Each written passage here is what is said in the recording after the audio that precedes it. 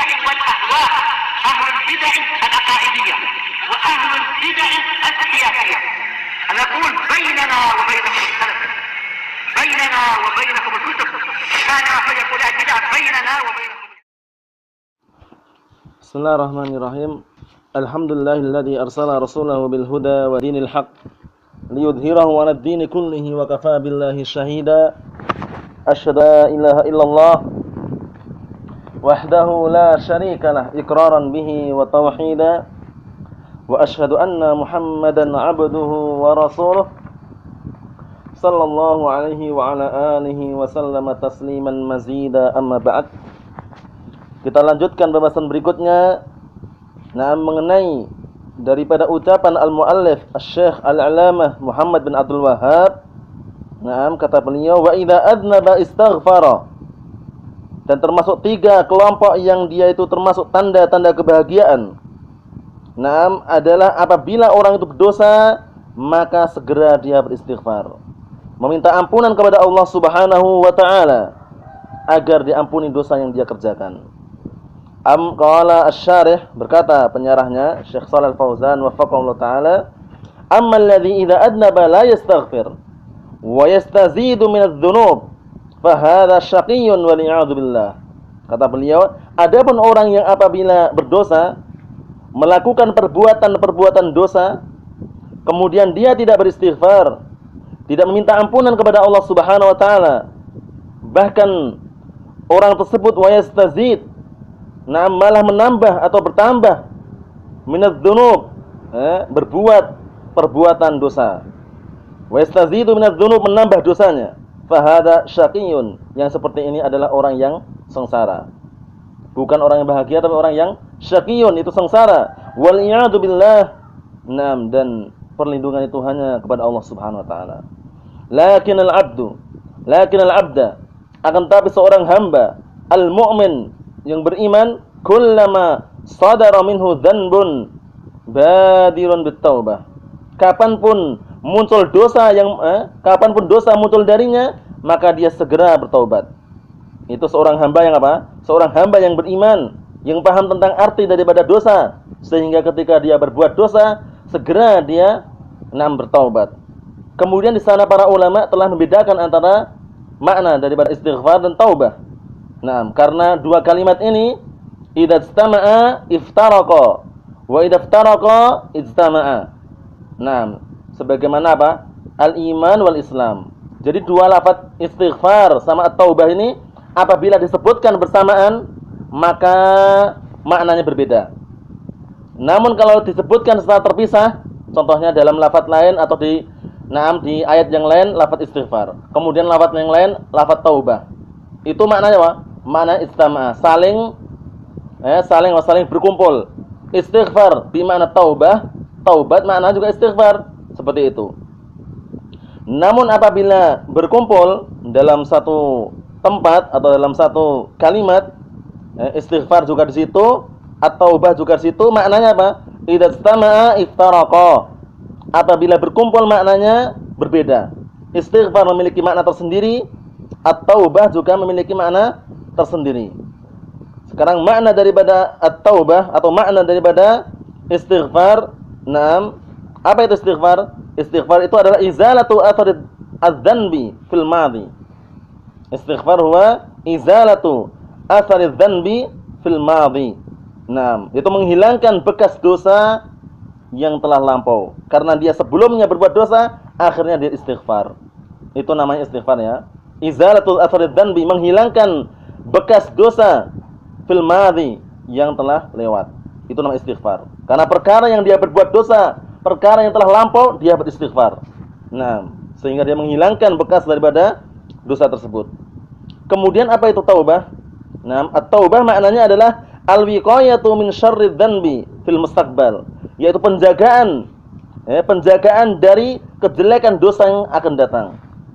Jadi ketika orang bertaubat, dia yang akan datang tidak akan melakukan lagi. Akan menjaga dirinya agar tidak terjatuh, agar tidak mengamalkan, agar tidak melakukan perbuatan dosa tersebut.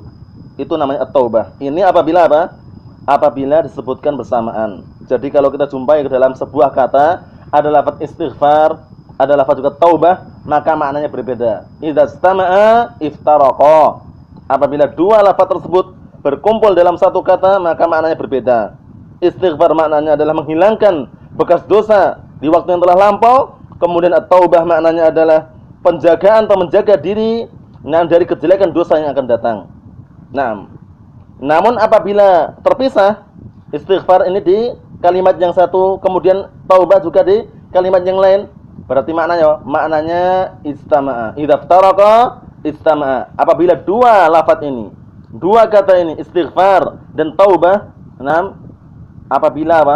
apabila berbeda tempat penyebutannya, maka maknanya bersatu. Apa maknanya? Maknanya adalah at-taubah itu maknanya adalah istighfar. Istighfar maknanya juga taubah. Seperti itu. Sebagaimana apa? Sebagaimana hal ini para ulama menyebutkan seperti contohnya al-Islam wal iman. Al-Islam wal iman idza istama'a iftaraqa. Wa idza iftaraqa istama'a. Dua lafaz iman dan Islam itu apabila disebutkan bersamaan, dalam satu kalimat atau dalam satu pembahasan, itu maknanya apa? Iftaraqa, dipisahkan. Dalilnya mana? Dalilnya ketika hadis Jibril yang panjang itu. Ketika Rasulullah ditanya tentang fa akhbirni 'anil Islam. Kemudian beliau jelaskan, al-Islamu an tasyhadu an la ilaha illallah sampai akhirnya. Kemudian apa? Ketika ditanya fa akhbirni 'anil iman, al-imanu an tu'mina billahi wa malaikatihi wa kutubihi ila akhirnya. Mafhumnya? Kan di situ di dalam satu hadis yang panjang itu disebutkan apa? Lafaz iman dan Islam dalam satu tempat. Berarti apa? Idza istama'a iftaraqa. Apabila kedua lafaz tersebut disebutkan dalam satu tempat, maka memiliki makna yang apa? Berbeda-beda. Al-iman adalah apa? Al-a'mal al-batinah wal Islam al-a'mal al-zahirah. Itu pada asalnya seperti itu.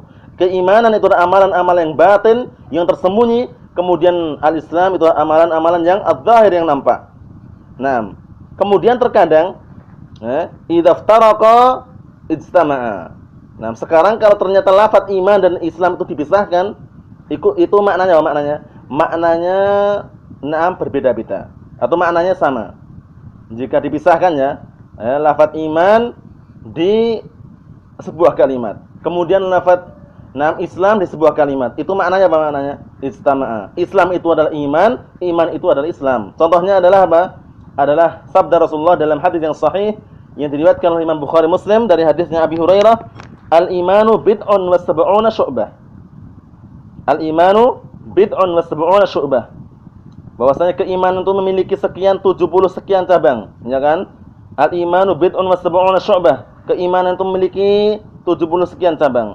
Fa'a'laha, maka yang paling tinggi apa? Qaulu la ilaha illallah. Ucapan la ilaha illallah. Ini Islam.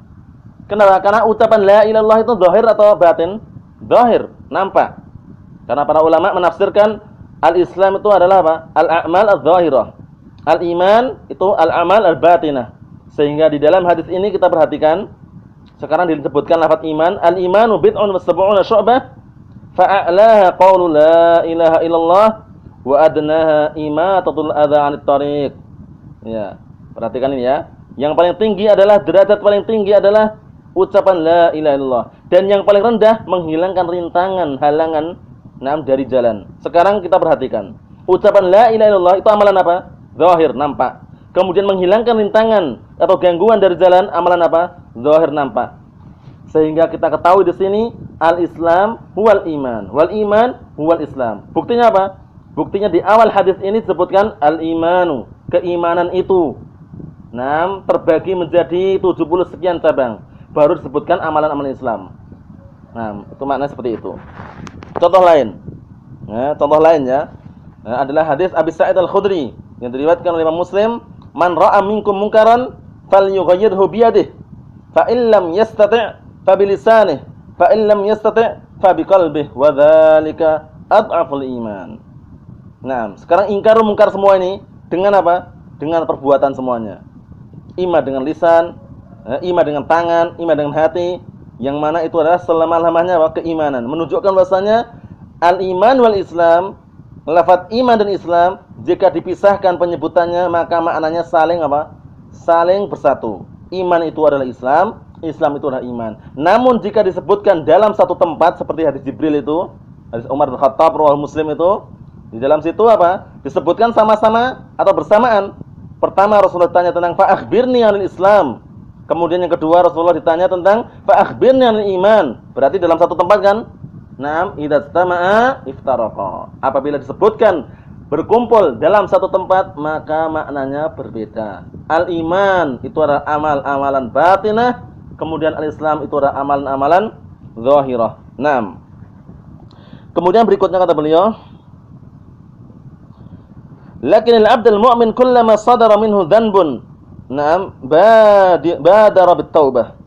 Nah, adapun akan tapi seorang hamba yang mukmin kapanpun muncul darinya dosa, maka dia bersegera untuk bertobat. Walladzina idza fa'alu fahishatan aw dzalamu anfusahum dzakarullaha fastaghfiru lidzunubihim wa man yaghfiru dzunuba illallah. Dan orang-orang apabila mereka melakukan sebuah perbuatan keji, perbuatan jahat, perbuatan dosa, aw dzalamu anfusahum, atau mereka menzalimi diri-diri mereka, dzakarullaha, kemudian mereka ingat kepada Allah Ta'ala, fastaghfaru, kemudian mereka minta ampun kepada Allah Ta'ala lidzunubihim, untuk dosa-dosa mereka, meminta ampunan kepada Allah SWT untuk dosa-dosa mereka. Wa may yaghfiru dzunuba illallah, dan tidak ada seorang pun yang mengampuni dosa kecuali Allah Subhanahu wa taala. Tidak ada yang bisa mengampuni dosa kecuali Allah Subhanahu wa taala. Qala Allah Ta'ala, innamat taubatu 'alallahi lilladzina ya'maluna as-su'a bijahalatin tsumma yatubuna min qarib. Hanya saja taubat itu Allah Ta'ala yang beri bagi orang-orang yang mereka beramal dengan sebuah kejelekan, beramal amalan jahat, beramal amalan keji, bijahalatin, dengan unsur kebodohan. Kebodohan di sini karena apa? Karena dia aslinya paham, tahu, cuman dia karena lalai. Dengan kelalaian itulah akhirnya dia terjerumus dalam perbuatan tersebut. Tsumma yatubuna min qarib, kemudian mereka bersegera bertaubat. Wal jahalah laisa ma'naha adamul ilm, kata beliau. Wal jahalatu laisa ma'naha adamul ilmi, katanya. Dan jahalah itu maknanya bukan dia tidak punya ilmu. Bukan maknanya dia enggak punya ilmu. Dia punya ilmu, cuman dia lalai, ghaflah, tidak perhatian.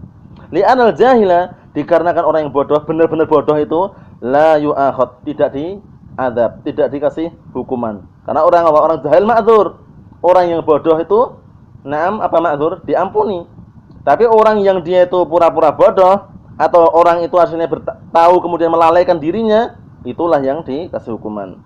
Lakinil jahalata huna hiya diddul hilm. Tapi al-jahalah sini adalah lawan daripada hilm, kelemah lembutan, keras, menolak dan semisalnya. Fa kullu man asallaha fa huwa jahilun, maka setiap orang yang berbuat maksiat kepada Allah Ta'ala dia bodoh, bimakna naqisul hilm, dengan makna bahwasanya kurangnya al-hilm, kelemah lembutan, wa naqisul aqliyah, dan kurangnya akal, wa naqisul insaniyah, dan juga kurangnya kemanusiaan, wa qad yakunu aliman lakinnahu jahilun min nahiyatin ukhra. Terkadang dia itu tahu dalam sebuah permasalahan tapi bodoh juga dalam permasalahan yang lain. Min nahiyatin annahu laisa 'indahu hilm, dari sisi dia tidak memiliki hilm, kelemah lembutan, sehingga tidak menjaga dirinya dari perbuatan dosa. Wala sabatil umur, tidak pula memiliki kekokohan dalam perkara. Summa yatubuna min qarib, kemudian mereka bertaubat dalam waktu yang dekat, yakni kullama adnabu istaghfaru, tidak menunggu, tidak menunda, tidak ditunda-tunda. Kullama adnabu istaghfaru, kapanpun mereka berbuat dosa, kemudian mereka bersegera istaghfaru, minta ampun kepada Allah Subhanahu wa taala. Ma hunaka ahadun ma'sumun minadz-dzunub, tidak ada di sana seorang pun yang terjaga dari dosa. Maksudnya tidak mungkin di sana itu ada orang yang tidak berdosa, kan itu maksudnya. Kenapa? Karena Allah Ta'ala berfirman dalam hadis qudsi yang sering kita ulang-ulang, apa itu? Ya ibadi innakum tukhti'una bil-laili wan-nahar wa ana aghfirudz dzunuba jami'an fastaghfiruni aghfir lakum. Wahai para hambaku, sesungguhnya kalian berbuat salah siang dan malam. Ucapan siang dan malam berarti apa? Kita ini walaupun terkadang tidak tahu, tidak terasa, tidak merasakan kita berbuat dosa, tapi Allah Ta'ala telah melakukan, atau istilahnya Allah Ta'ala telah menetapkan dan menyebutkan bahwasanya kalian itu berbuat kesalahan siang dan malam. Kemudian apa solusinya kata Allah Ta'ala? Wa ana aghfiru dzunuba jami'an fastaghfiruni aghfir lakum. Dan aku adalah zat yang mengampuni semua dosa, maka minta ampunlah kalian kepadaku. Naam, niscaya apa? Aku beri ampunan kepada kalian. Naam.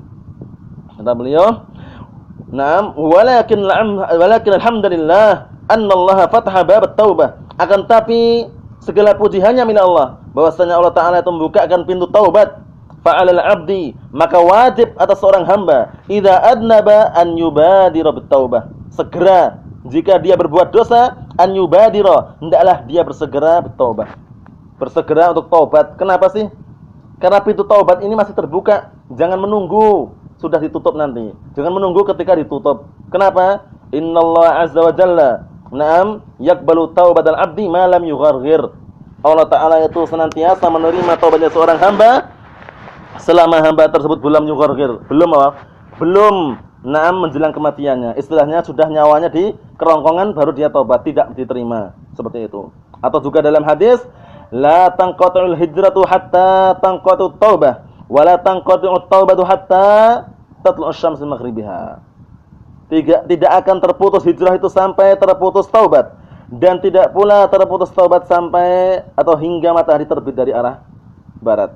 Nah, menunjukkan bahwasanya tegak hari kiamat sudah enggak terima lagi taubatnya. Fa'alal abdi idza adnaba an yubadira bit-taubah, lakin idza lam yatub wa lam yastaghfir fa hadhi alamatus syiqa, kata beliau. Akan tetapi apabila seorang hamba tidak bertaubat dan tidak beristighfar, maka yang seperti inilah tanda kesengsaraan. Naudzubillah, tanda kesengsaraan. Nah, jadi hendaklah segera bertobat itu. Jangan menganggap dosa yang kita sepenuhnya atau banyak-banyaknya dosa yang kita lakukan kemudian Allah Ta'ala tidak mengampuni. Jika seorang hamba tersebut bertaubat kepada Allah Ta'ala dengan sebenar-benarnya, dengan syarat-syarat taubat terpenuhi, yaitu diantara yang disebutkan para ulama. Disebutkan para ulama diantaranya siapa? Al-Imam An-Nawawi rahimahullah ta'ala dalam kitab beliau, dalam Riyadhus Shalihin, dalam kitab Taubah itu atau bab Taubah, beliau menyebutkan 3 syarat di sana. Syarat pertama apa? Ayyuqli'a 'anil ma'siyah, hendaklah dia berlepas diri dari maksiat tersebut. Kemudian ayyandima 'ala fi'liha. Yang kedua, setelah yang pertama berlepas diri dari maksiat, yang kedua apa? Dia menyesali terhadap perbuatan maksiat tersebut. Kemudian yang ketiga apa? Dia berusaha kuat, alla ya'uda ilaiha. Berusaha kuat untuk tidak kembali atau mengulangi perbuatan maksiat tersebut. 3 syarat ini harus terpenuhi. Pertama, berlepas diri dari maksiat. Kedua, menyesali perbuatan maksiat tersebut. Ketiga, berusaha semaksimal mungkin, sekuat mungkin untuk tidak mengulangi perbuatan maksiat tersebut. Naam. Hafizakumullah jami'an. Wa qad yaqnutu min rahmatillahi wa ya'tihi syaitan wa yaqulu lahu. Terkadang ada yang putus asa putus asa dari rahmat Allah Ta'ala dan datang syaitan kepada dia. Wa yaqulu lahu. Kemudian syaitan ini berkata kepada dia, laisa laka taubah, kamu tidak ada pintu taubat lagi, kamu tidak diberi taubat lagi, kamu itu enggak bisa taubat sudah, tidak terima taubatmu. Ini syaitan. Jangan tertipu dengan syaitan tersebut. Tetap orang itu bertaubat kepada Allah Ta'ala. Kenapa? Karena tauladan kita, panutan kita, Rasulullah sallallahu alaihi wasallam di dalam sehari istighfar lebih daripada 70 kali. Sebagaimana sebutkan dalam sebuah riwayat fa wallahi inni astaghfirullah wa atubu ilaihi fil yaumi aktsar min 70 marrah. Maka demi Allah, sesungguhnya aku dalam sehari beristighfar dan minta taubat kepada Allah Ta'ala, bertaubat kepada Allah Ta'ala lebih daripada 70 kali. Dalam riwayat mi'atu marrah, 100 kali. Menunjukkan bahwasanya jangan sampai kita tertipu dengan bisikan-bisikan syaitan yang terkutuk yang mengatakan bahwasanya taubatnya tidak terima dan semisalnya. Jangan. Tetap pintu Allah Ta'ala itu, pintu taubat akan terbuka sampai tegak hari kiamat, sampai seorang sudah tidak meninggalnya, yaitu ketika nyawa sudah berada di kerongkongan, sudah tidak diterima taubatnya lagi. Kata beliau, hadhil umur salas, 3 perkara ini, yaitu 3 perkara yang disebutkan oleh Syekh Muhammad bin Abdul Wahhab dalam matan itu, idza u'tiya syakara, apabila diberi dia bersyukur, wa idza tuliya sabara, dan apabila diuji dia bersabar, wa idza adnaba istighfara, dan apabila dia berbuat dosa maka dia beristighfar, hiya unwanus sa'adah. Itulah perkara tersebut adalah tanda-tanda kebahagiaan. Perkara tersebut adalah tanda-tanda kebahagiaan di dunia dan juga di akhiratnya insyaallah taala. Man waffiqa laha nalas sa'adah, barang siapa yang diberi taufik untuk bisa melakukan 3 perkara tersebut, bisa menerapkan 3 perkara tersebut, niscaya nalas sa'adah, dia akan mendapatkan, akan memperoleh as-sa'adah, yaitu kebahagiaan, kesenangan, kebanggaan. Wa man hurima minha, namun sebaliknya barang siapa yang diharamkan darinya, aw min ba'diha, atau sebagiannya, fa innahu syaqiyyun, na'udzubillah, maka sesungguhnya orang tersebut syaqiyun, sengsara di dunia dan di akhiratnya. Na'udzubillah. Na'udzubillah tsumma na'udzubillah. Naam. Jadi itu yang beliau sampaikan di sini berkaitan masalah syarah, yaitu ucapan Syekh Muhammad bin Abdul Wahhab mengenai 3 perkara yang kalau seandainya manusia itu bisa memiliki 3 perkara tersebut, maka dia termasuk orang yang akan mendapatkan as-sa'adah, kebahagiaan bi'idznillah ta'ala. Kemudian barang siapa yang diharamkan dari 3 perkara tersebut atau sebagiannya, maka dia termasuk orang-orang yang sengsara. Wallahu ta'ala alam bissawab. Mungkin cukup sekian dulu yang saya sampaikan. Insyaallah kita lanjutkan pada pertemuan berikutnya bi'idznillah ta'ala. Subhanaka Allahumma wa bihamdik asyhadu an la ilaha illa anta astaghfiruka wa atubu ilaik. Walhamdulillahirabbil alamin.